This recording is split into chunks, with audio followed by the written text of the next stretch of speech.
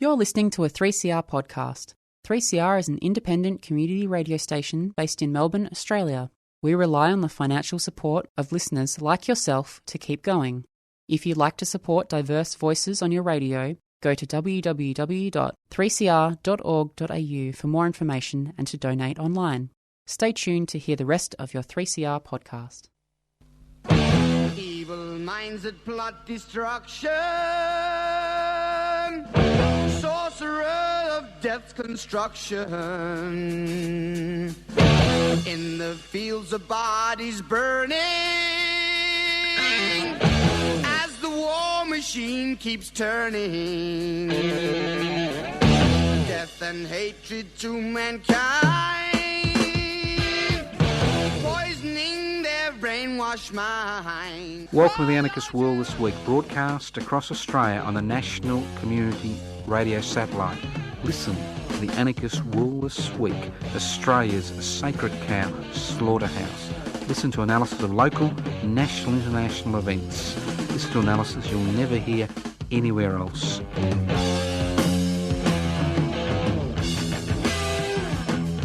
Irony, folks. Irony. That's what it's about. It's not the reality, it's the irony. Laugh or cry. This is the Anarchist World This Week, broadcast across Australia by the Community Radio Network. This program is streaming live on 3cr.org.au. In case the kiddies run down the street, you've left the gate open, the pool's uncovered. That's if you've got a pool. You know, you've got to go down the street to get a cup of sugar, not for the bikie next door for his meth lab, but for your neighbour next door who's elderly. Don't despair. The program is podcast. You can access the podcast by going to 3cr.org.au. My name is Joseph Toscano. I attempt, and the key word is attempt, A-T-T-E-M-T, to give an analysis of what's happening in the world today, local, regional, national, international, global, universe. Well, maybe not the universe, in a semi-humorous manner. The thing is, a lot of people don't find it humorous because it's so real, it brings tears to your eyes. Now, we've got a lot of things I want to discuss today. Well, it's not a discussion, is it? It's a monologue. Let's be realistic. Let's be realistic. It's a monologue. You listen, but you can get back at me. You can always leave a message on 0439 395 489 and say what a wanker you are. Or you can go to the Facebook page, Joseph Toscano or Toscano for the public. Or you can go to the Anarchist Media Institute website, anarchistmedia.org, or the Pipsy website, pipsy.net, and you can vent your spleen. Not that I'll take much notice, but, you know, I find social media, I find it really absurd, to be honest. Totally absurd. You've got all these anonymous critics out there. They make the old armchair critics look like nice people. All right. I remember the good old days when I first became an anarchist. You know, you'd do this and you'd do that. And you have your armchair critics saying, well, that doesn't fit what happened in 1936 on the 15th of July. And I'm thinking, what? What? Do we have a Bible? Of course we don't have a Bible. Anarchos means without rulers. That's right, without rulers. How do you create a society without rulers?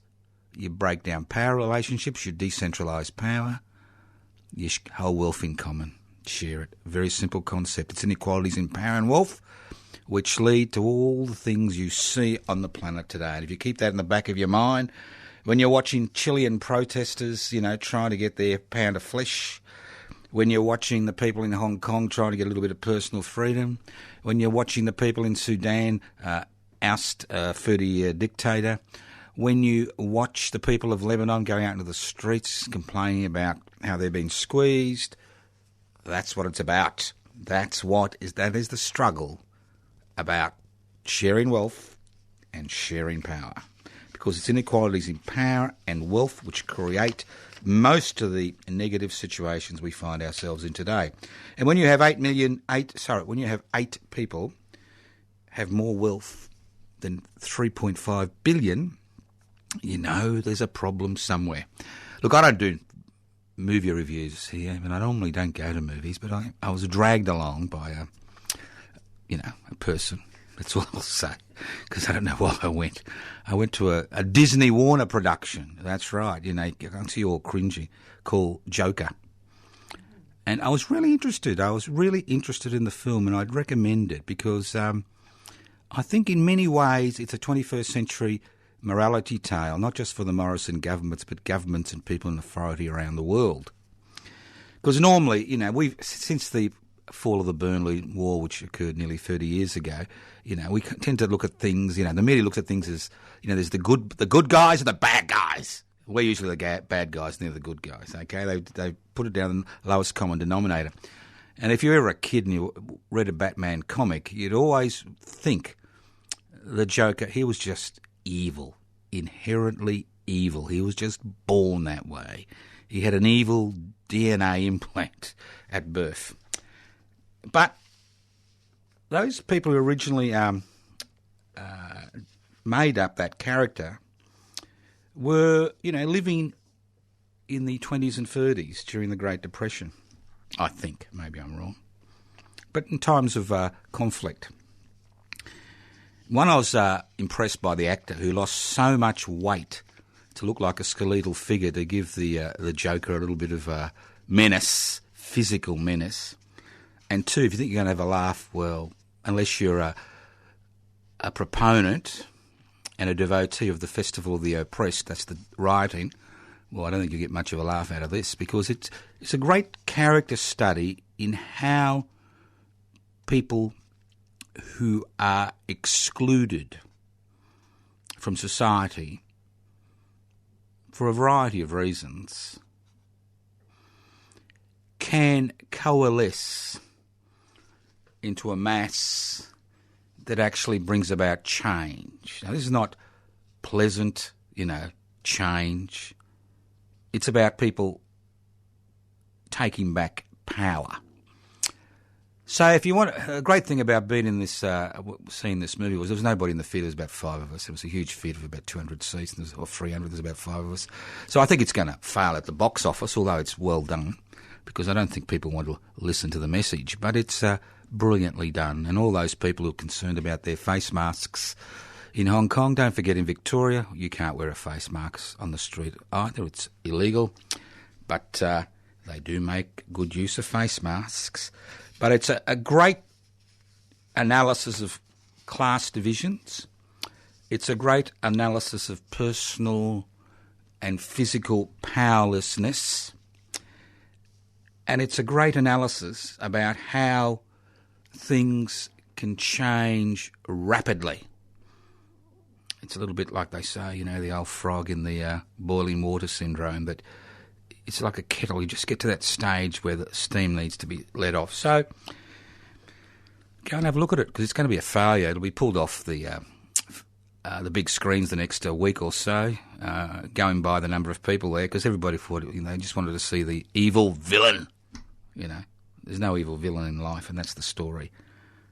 It's usually the people who are in the suits and the ties and wear the diamonds and the nice dresses. They're the evil ones. And a great line in the film was, you had here this man having seen his social worker or whatever she was. She was black. He was, he was on all these psychiatric medications because he was supposedly abnormal. And the town or the city just cut off all funding to the program. And he said, what am I going to do about my medications? And the woman looks at him, and she's been dealing with him for years, and she says, look, they don't give a shit about you, they don't give a shit about me. Another interesting moment was when he confronted who he thought was his daddy, the rich overlord. And he said, he made a very good point. He says, they don't care. They don't even pretend to care. They just don't care. And that's what we see in the world today. We've had a number of deaths in Chile as people are rioting, as cost of living pressures begin to have an impact on their lives. We see around the world the gap between haves and have-nots growing. But let's look at it in Australia, because this is why I think it's a 21st century morality play for the Morrison government. Because everything the Morrison government has done since they were re-elected in May has been to ostracise, marginalise, criminalise in the public's mind anybody who receives a social security benefit, anybody who's a trade union member, anybody who's a climate activist. And with their mates in the media, and I'll talk about them in a minute, with their mates in the media, it's dreadfully obvious what is happening. And while we talk about surveillance in communist China, I'd like to talk about surveillance in Australia in 2019, especially surveillance of people who receive social security benefits, even, parental allowances. The surveillance is overwhelming. And what we see is a centralisation of technology and the state using this technology to keep a tight tab on people and keep them jumping through hoops, keeping them occupied. And if you think of Australian society as a big table, and sitting around these table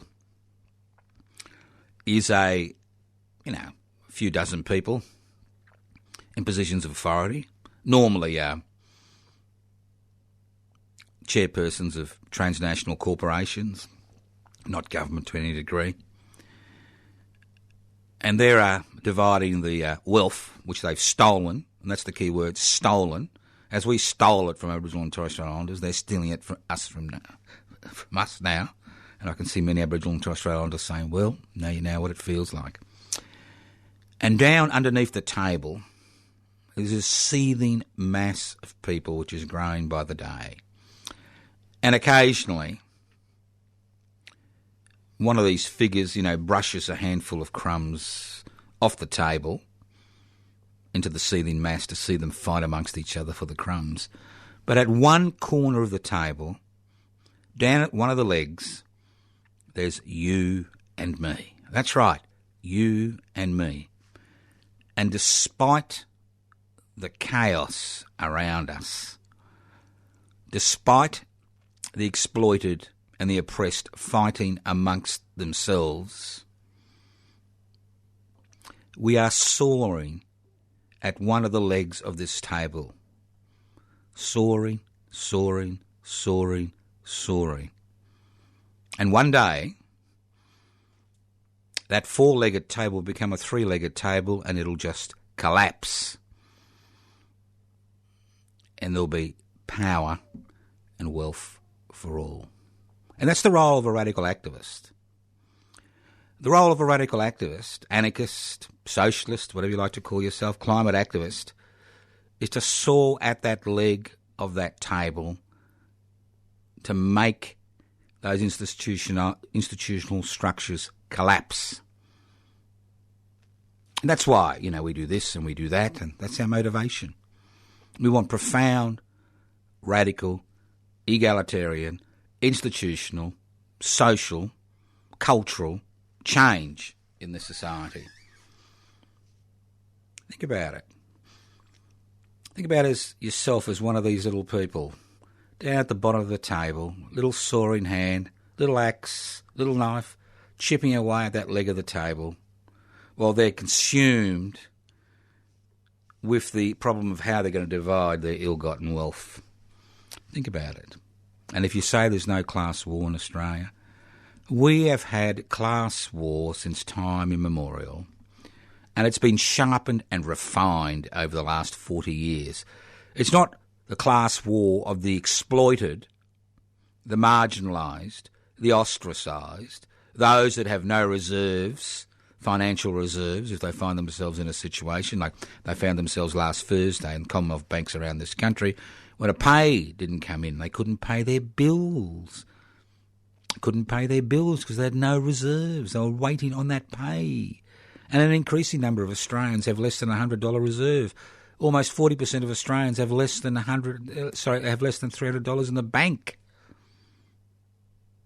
They may have a bit of plastic fantastic, but the cost of the plastic fantastic is quite extraordinary. So, think about it. What are you going to do? You're going to sit there and cheer and click your button and, carry on and froth at the mouth and close down your internet site. You're going to have all this, you're going to jump up and down. That's what they want you to do. They want you to do that. Or you're going to be so disillusioned that you're going to say, what's the point? What's the point? You can't find City Hall. You can't find City Hall. Of course you can find City Hall, and we see it around the globe, where we see dictatorships topple, where we see people making that ultimate sacrifice. And it doesn't happen by clicking. It happens when people take to the streets. And this movie I saw, Joker, I think it encapsulates Mr. Morrison's worst nightmare. It encapsulates the revolt of all those people they have been so cruel to in order to maximise their re-election potential by promoting fear, by creating fear. And one of the most greatest proponents of fear-mongering is our own Home Affairs Minister. The power behind the throne, the potential dictator of Australia, Mr. Dutton. And extraordinary human being with an extraordinary amount of power. And where does that power come from? It comes from the fact that there are no constitutional protections in this country for the individual against the arbitrary exercise of state power. And what that means in simple English is the fact there are no protections for the people in the very document which regulates the type of institutions that we have in this country. Nothing. And that brings me to the point of the media. I've noticed as they just redacted a few pages. They've just woken up from their 15-year slumber. I remember 15 to 20 years ago when these first of these 80 pieces of draconian legislation were introduced which stripped people's liberties and privileges away, that we were considered to be weird, eccentric, marginal. We were ostracised. I remember going to minister's office and having the doors slammed on us, although we had appointments. I remember the Wednesday Action Group traipsing around this city, the city of Melbourne, going from politician's office to politician's office, highlighting the draconian nature of this legislation. And where was the fourth estate? They were there cheering on. Cheering on. That's right. They were cheering on the very people who were making this legislation, telling us how important it was to allow the state to kidnap people off the street and hold them, imprison them for up to 15 days because they may have information inadvertently which may assist their investigations. Extraordinary stuff. Stuff that you couldn't pass, legislation you couldn't pass even in the United States of America or Great Britain or Canada. Because at least they got some constitutional, some protections, whether it's common law or constitutional, like Australia. So we have Mr. Dutton carry on about Medivac evacuation. 508 people left, all right? He carries on about that. And then today he carries on about possible bikies in the nation's ports and airports. Guilty by association. And he wants overarching laws to be passed which gives him the power to remove these people. Overarching laws to strip people of their citizenship. And there is nothing more ridiculous than the situation we find ourselves in where we spent $30 million to keep Christmas Island Detention Centre open. It's got 4 residents and 100 paid staff. 4 residents. The unfortunate couple from Billawheeler and their 2 young children who are waiting determination by the courts to see whether the youngest child has got any rights to be a citizen. ready to be whisked away, out of sight, out of mind. Cruelty beyond cruelty. Now, a lot of people tell me Mr. Dutton is a pig. I disagree. I disagree 100%. No self-respecting pig would do what he has done in that portfolio. He's a human being. Animals don't do what human beings do. To compare him to a pig is to insult the pigs in this world, including feral pigs. It's an insult to the animal world.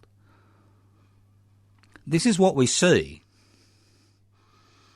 in a country where people in authority have unbridled power, and finally,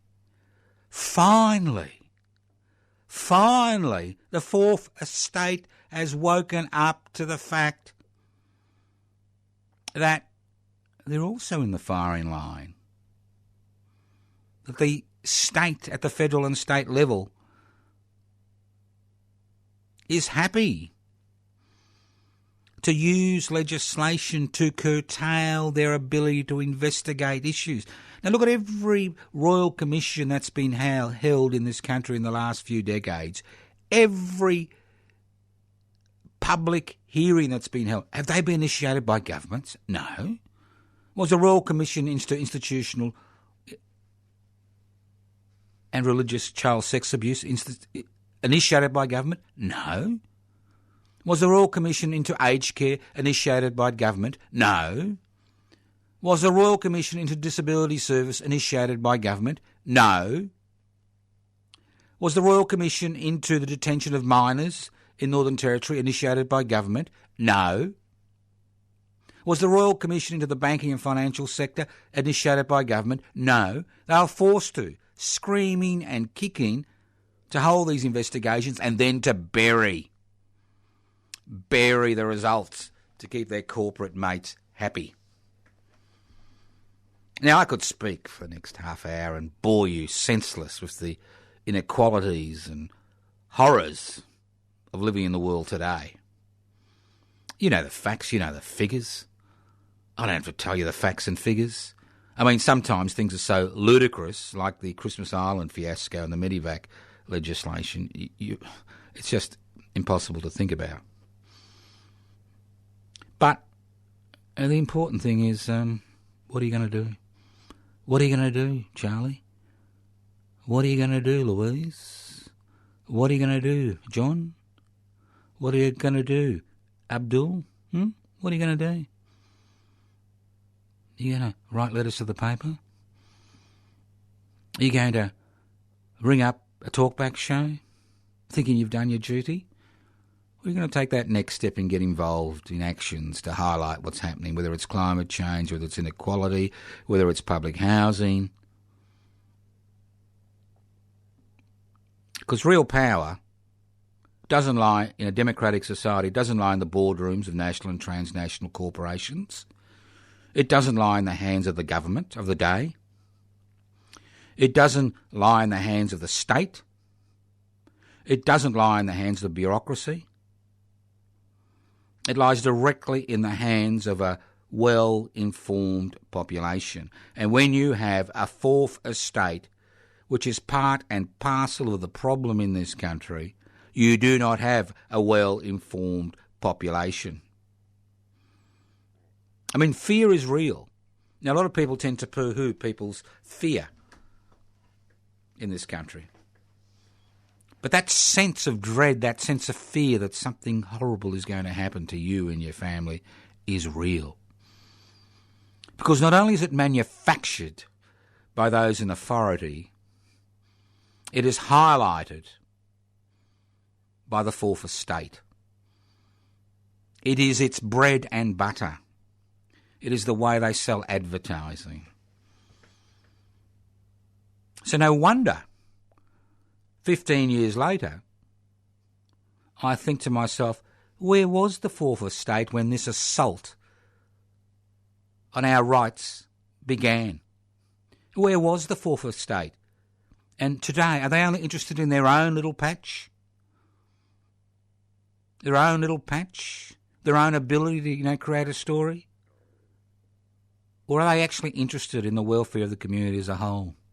And in a society where ownership of the fourth estate continues to reside in the hands of a handful of people, including the government-gelded ABC, which actually basically doesn't belong to the Australian people, it belongs to the government of the day, you begin to realise how difficult it is. And those of you who are regular, social media hacks or whatever, you listen to it, you watch it, you analyse it, it's the same opinions, isn't it? Same opinions. Capitalism is good. Egalitarianism is bad. People on welfare are bad. Right? Welfare. That's the word, welfare. As if we're doling out, porridge into people's hands as they're begging and beseeching for a little bit of succour. People that wear funny head masks are bad. And the list goes on and on and on and on. And if your colour of your skin is different, you're bad. And here we are fighting amongst ourselves on a daily basis saying, she's bad, he's bad, they're all bad, they all do this, they all do that. Well, they just keep counting their ill-gotten gains. Now, just a few things.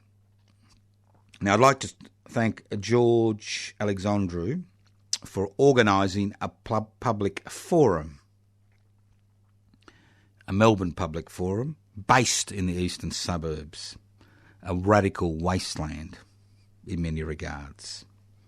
Because we need to bring these struggles to all parts of this city and all parts of this country, including regional Australia, which has been offered the same tired old solutions from the same tired old representatives.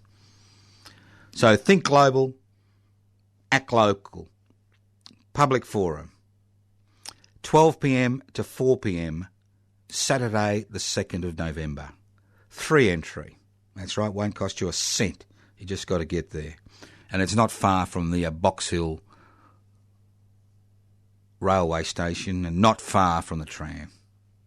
No excuse. It's only 10 k's from the CBD. The Willis Room.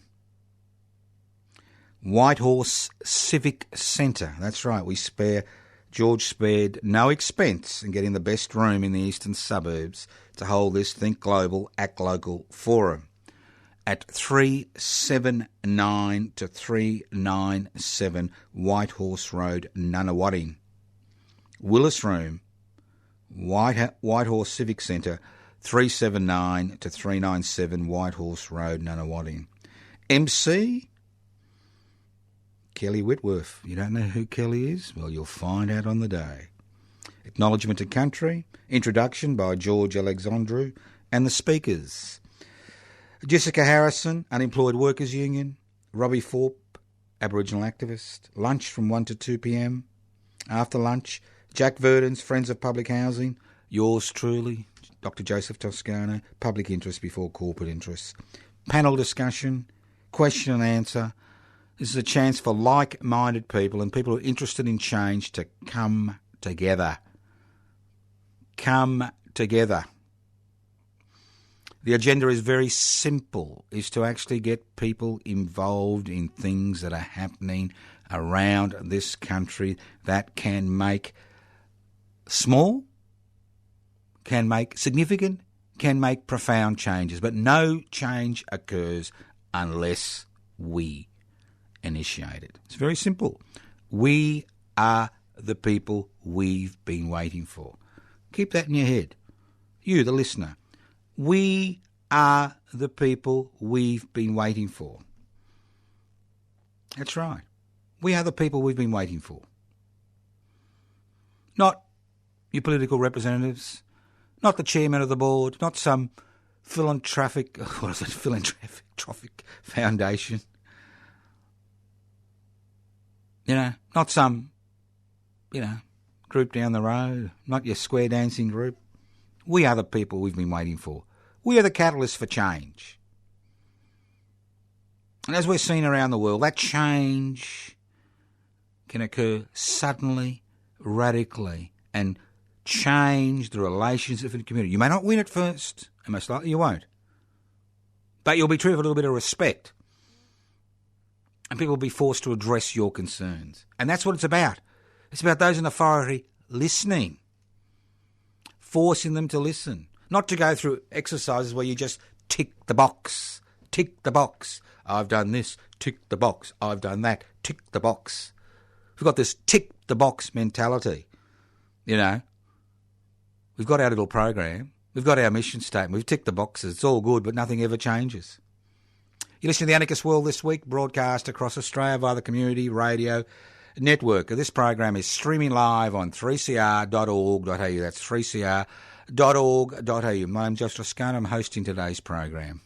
Now, those of you who are wondering what's happening today, that's Wednesday, the 23rd of November. We've got a few little actions happening. 1 o'clock, lunch with yours truly at La Porchetta. Well, it'll be about 1:15. 1:15. We'll be there about 1:15.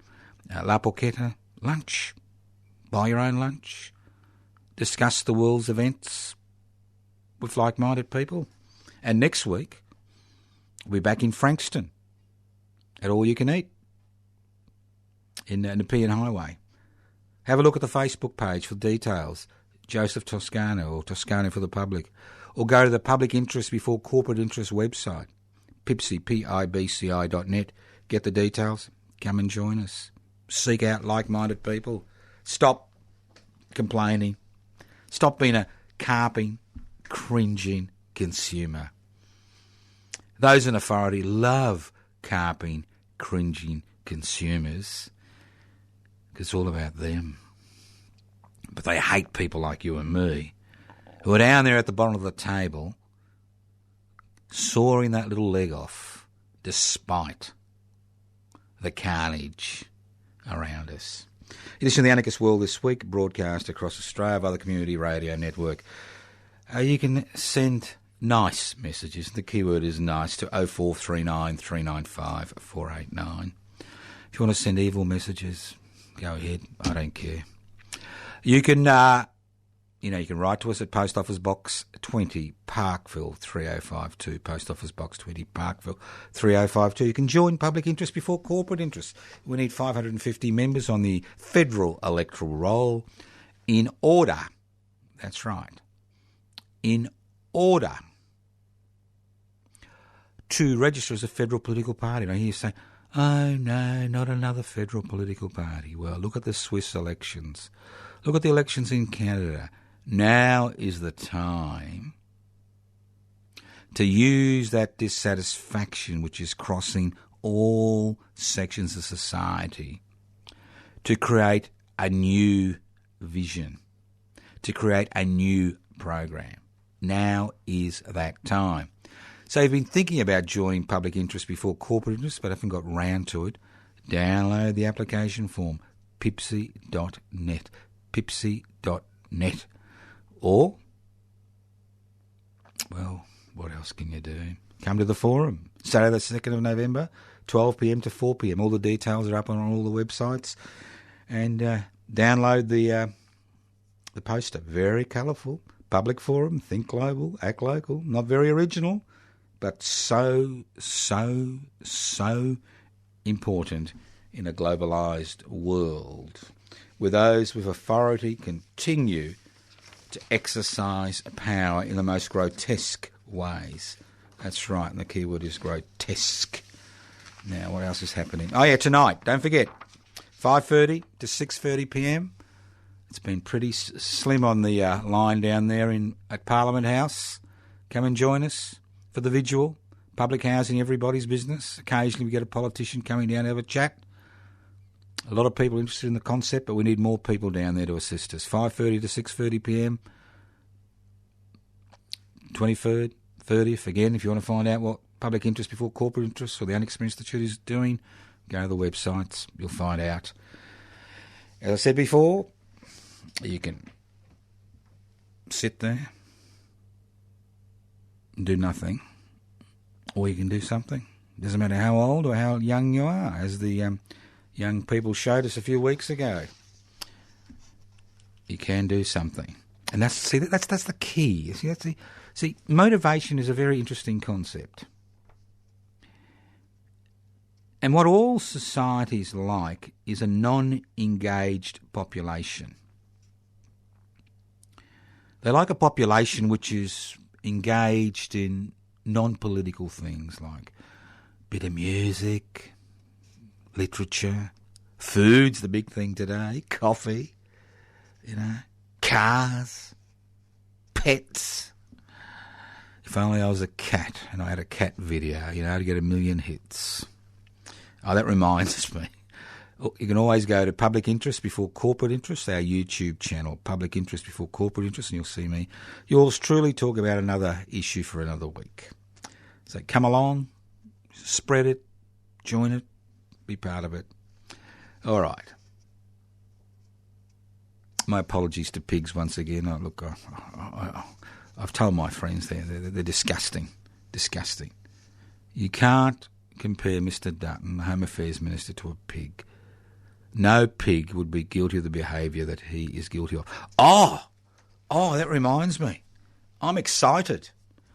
I am really excited. Just in case you think one of these... Well, I am a foreigner. I actually was born in this country, but I'm not Indigenous, so I'm actually a foreigner, but I was born in this country. I was interested in Mr. Dutton talking about Australian DNA. He wanted those poor women and children which are trapped in that camp in Syria. Most of them, well, children obviously are innocent, and most of the women were basically dragged there by partners who thought they were going to create a new heaven on earth by cutting people's heads off. He's talking about DNA tests, and I'm thinking, wow, I never knew there was an Australian DNA. Did I have it injected into me at birth when I was born in the Mater Hospital in Brisbane so many decades ago? Did they inject some Australian DNA into me? And now Mr. Dutton, another Queenslander, ex-copper, knows how to read that DNA.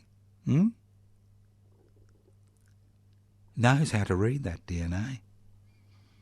My Australian DNA. Could you imagine that? Joe's Australian DNA. Sarah's Australian DNA. Abdul's Australian DNA. And the list goes on and on. I wonder what it looks like. If you know what it looks like and you let me know, because obviously it gets injected at birth, it has to. As if there is an Australian DNA. Come on. As if... There's a bank, I won't mention them, but they do advertisements. They're saving people, and good luck to them for providing a little bit of money, which is tax deductible, to provide an emergency service which should be provided by governments, which is not provided by governments. And they say, that's what Australians do, they help. Well, mate, that's what the world does. You help your neighbour. You try to help them. You try to help them. Now, for any children in the audience, I'd like you to turn off the radio or put on your earphones, because I'm going to use the C word repeatedly in the next 5 to 10 minutes. It's a word that we never hear except in glowing terms in this country's media, the C word. Evil word. Evil. Evil. C word. Capitalism. That's right, capitalism. Every day when we get up as citizens and residents of this country, we wander across to our little altar, somewhere in our little pathetic little room somewhere, and we bow and pray to Mammon. That's right, the god of wealth, Mammon. And capitalism is our god. The God we worship on a daily basis. And during the last 4 decades, you know what's coming, during the deregulation, privatisation, globalisation, corporatisation revolution which has swept across this land and across the planet, we have seen the rise and rise and rise and rise of corporate capitalism. But today, we are seeing the creation of a new alliance, a many-headed hydra.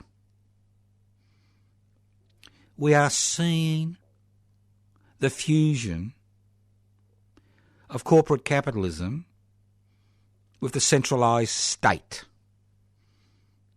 Whether it's China or the US of A or Australia, we are seeing this relationship developing between the corporate sector and the centralised state, where through the use of technology, they're able to make 1984 look like a children's picnic. We see it constantly as they push and shove and manipulate, because capitalism has got one focus. It's not to drag people out of poverty, as we're told. Capitalism is about creating profits, irrespective of the human, social, environmental and national costs. That's what it's about. It's about making a buck.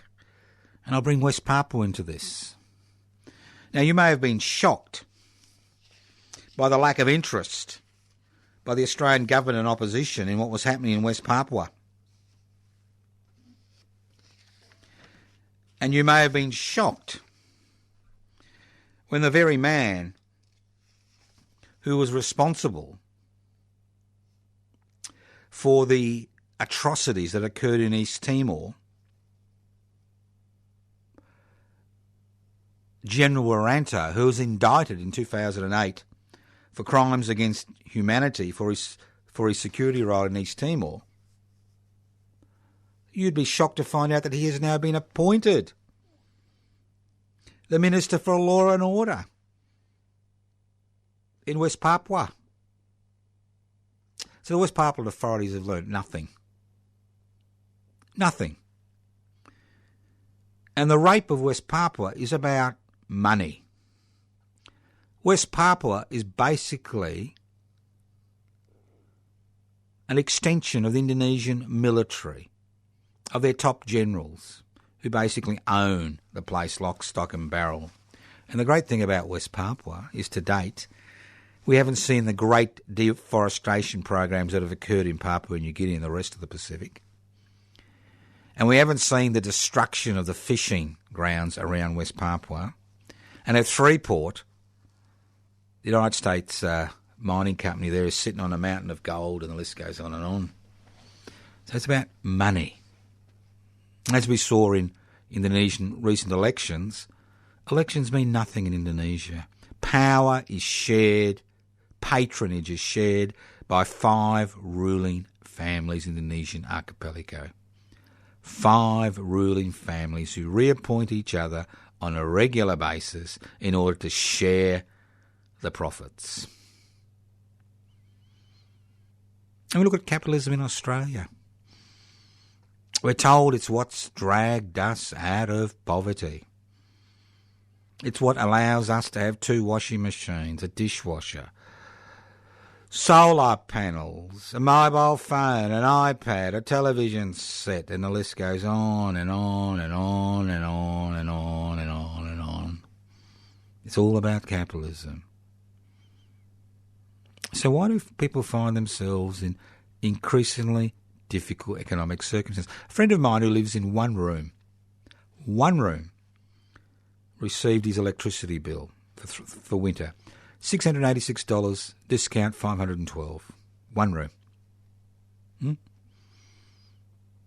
Well, if you don't want to do anything about climate change, what do you expect? So we are seeing this new alliance, the centralised state and corporate capitalism. And it's doubly worrying in Australia.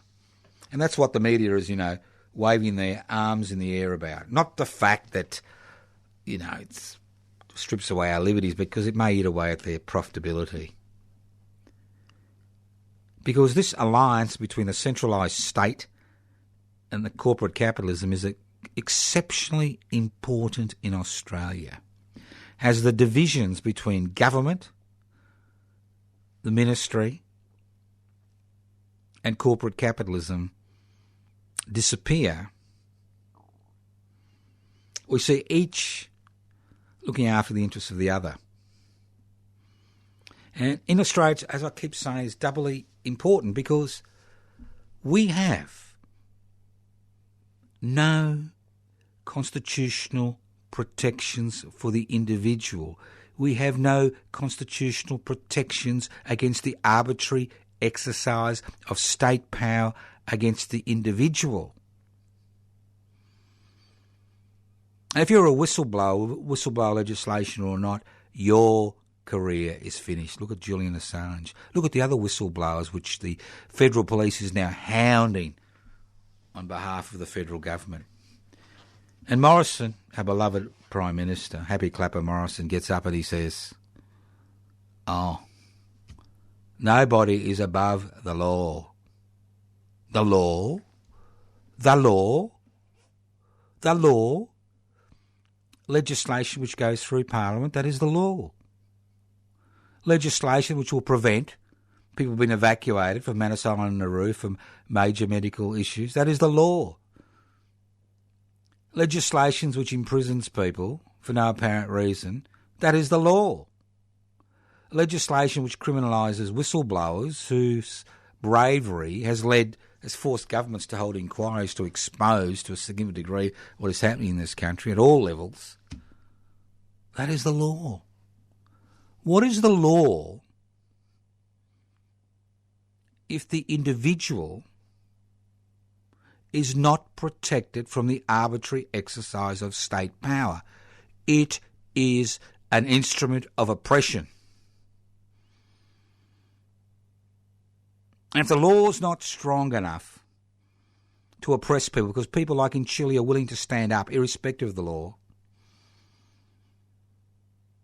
then the coalition between the corporate capitalism and the state, a centralised state, means that we can hound, criminalise, marginalise anybody who refuses to worship at the feet of Mammon, who refuses to get out of bed every day and kneel in front of Mammon and hope for a Tats Lotto win to get them out of the situation they find themselves in. So capitalism is about exploitation. The logical endpoint of a capitalist society where there is no state regulation is the creation of duopolies and monopolies. So if you've got a country which is hell-bent on privatisation and deregulation and corporatisation and globalisation, a country where there's a coalition between corporate capitalism, a shrinking number of large corporations which are destroying any chance of small businesses surviving in this country, and that includes small farmers, and a centralised state which has unlimited power constitutionally, and an opposition which is weak as water. Weak as water. And that's why we're the opposition. We're the opposition. You have a dire situation. I said at the beginning of the program, I watched this film Joker. Interesting. A 21st century morality tale for the Morrison government. You just keep prodding and pushing, marginalising, ostracising, pauperising. 3 million Australians now live from day to day. Tens of thousands homeless. Millions housing stress. Millions not being paid their right wages. Millions being exploited in work where unions have basically been outlawed. At the same time, we've got this government and their friends in the corporate-owned media. Let's not forget, irrespective of their little program regarding redaction, they are their friends because they're all about corporate capitalism. whether it's the newly redressed Fairfax group, which is part of Channel 9, or our old friend, the Murdoch Group. Well, we know what they're about. They're about maximising profits. Every time somebody takes some significant action on the streets, they are the worst people in the universe. Criminals. Terrorist vegans. I like that. Terrorist vegans. Oh, it just goes on and on. So, you do have a choice. You can put up with it and watch society wither away. Because everything happens in small steps. That's what we forget. You don't wake up one day and you see tanks in the street and a military dictatorship. Everything happens in small steps. And if we don't resist, those steps become bigger and bigger and bigger, especially in a country where I'll say over and over and over again, there is no constitutional protection against the arbitrary exercise of state power against the individual. Now, I know this sounds ludicrous, but when you look at what happened in Nazi Germany, maybe it's not so ludicrous. That if both houses of federal parliament pass legislation to say that blue-eyed children are the spawn of the devil and they should be, liquefied, removed, put into camps, under the Australian Constitution it's legal. And if you can prove to me it's not, well, I'm happy to eat humble pie. So, we have a double problem compared to the other Western nations. And our problems rests on that fact that we have no constitutional protection. Parliament giveth, Parliament taketh away. Parliament, which is pressured by corporations to do their bidding, will do what it takes to neutralise us. But let's not forget, we are the opposition. We are the opposition. And we will ultimately triumph. Because we are willing to put our bodies and souls on the line to ensure that we can create a community based on egalitarian values. Irrespective of what they call us, irrespective of what they think about us, morally and ethically, we live in another universe. Thank you for listening to the Anarchist World this week, broadcast across Australia via the Community Radio Network.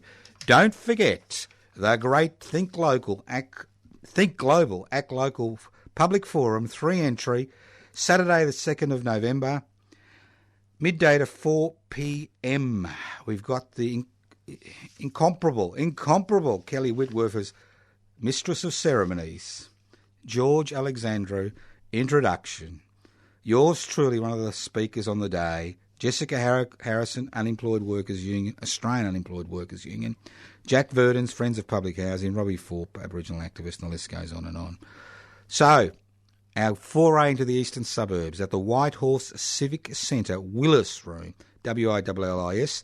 That would have been named after Judge Willis, a man who many people thought was cracked. But I'll talk about him later when we talk about Tunaminaway and Mulbohina. Don't forget, 10th of November, Sunday the 10th of November, 10 a.m, Murchison Cemetery to pay our respects to Francesco Fantine. I'll speak more about that next week.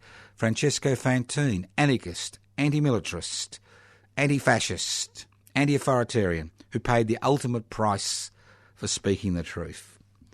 Thank you once again for listening to the Anarchist World this week. And don't forget, Eureka, Tuesday the 3rd of December, great day planned, but it'll be nothing without your participation. 4 a.m. to 10 p.m. Stations of Eureka. Come and join us in the city of Ballarat. I'll talk more about that in the next few weeks. Thank you once again for listening to the Anarchist World this week on your local community radio station. Number 0439 395 489. Letters, Post Office Box 20, Parkville 3052. Emails, info@anarchistage@yahoo.com. Pibci, info@pibci.net. Websites, pibci.net. Anarchist World this week. No, we haven't got an website. Anarchist Media Institute is the website. That's right. Anarchist Media Institute.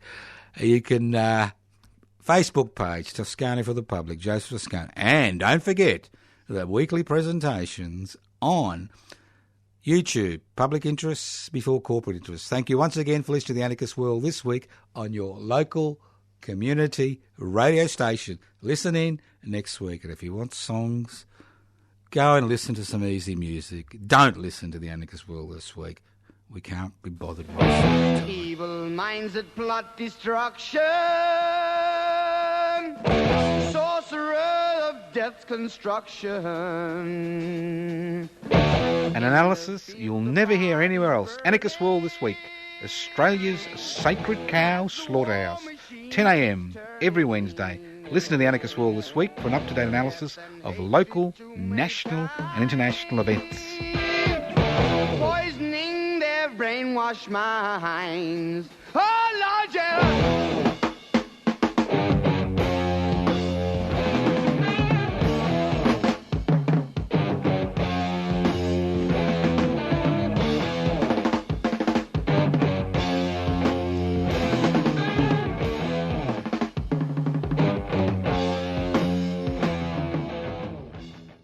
You've been listening to a 3CR podcast produced in the studios of independent community radio station 3CR in Melbourne, Australia. For more information, go to allthews.3cr.org.au.